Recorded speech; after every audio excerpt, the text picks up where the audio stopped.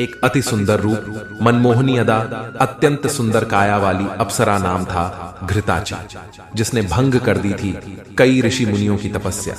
एक पौराणिक कथा, धर्मशास्त्रों के अनुसार अप्सरा व देवलोक में रहने वाली अति सुंदर, अनुपम, अनेक कलाओं में पूर्ण तरीके से दक्ष, अलौकिक, दिव्य और तेजस्वी स्त्री हुआ करती थी। हमारे वेदों और पुराणों में भी अप्सराओं के इस चरित्र का वर्णन हमें देखने को मिलता है। इन ग्रंथों के मुताबिक अप्सराएं अति रूपवान और बेहद ही सुंदर होने के साथ साथ वे जादुई शक्तियों से भी संपन्न हुआ करती थी। ऐसा माना जाता है कि जिन्हें हम हिंदू धर्म में अप्सरा कहकर बुलाते हैं, उन्हें ही मुस्लिम समाज के लोग हूर कहा करते हैं। अप्सरा घृताची की सुंदरता को देख बड़े बड़े ऋषि मुनियों के भी ध्यान भंग हो जाया करते थे। अप्सराओं को देख खुद के मन को संयम में न रख पाने से इनकी सारी मेहनत पर एक झटके में ही पानी फिर जाया करता और उनकी वर्षों की तपस्या कुछ ही क्षण में नष्ट हो जाया करती थी। स्वर्ग की इन्हीं अप्सराओं में से एक अप्सरा घृताची, जो अनुपम सौंदर्य की मालकिन थी, उसके बारे में ऐसा कहा जाता है कि माघ के महीने में घृताची अपने अन्य गणों के साथ सूर्य पर अधिष्ठित रहा करती थी। अत्यधिक सुंदर कायाकल्प और मनमोहनी रूप होने के कारण घृताची किसी के भी मन को कुछ ही क्षणों में भंग कर उन्हें अपने वश में कर लेने में माहिर थी। घृताची की इसी सुंदर रूप और कायाकल्प को निहारने के बाद से ही महर्षि वेद व्यास भी कामातुर हो गए। परिणाम स्वरूप शुकदेव जी का जन्म हुआ।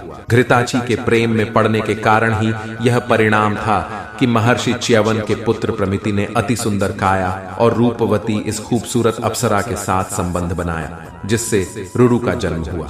इन सभी के अलावा कन्नौज के राजा नरेश कुशनाथ ने भी घृताची के साथ संबंध बनाया, जिसके बाद घृताची ने एक दो नहीं बल्कि 100 से ज्यादा कन्याओं को जन्म दिया।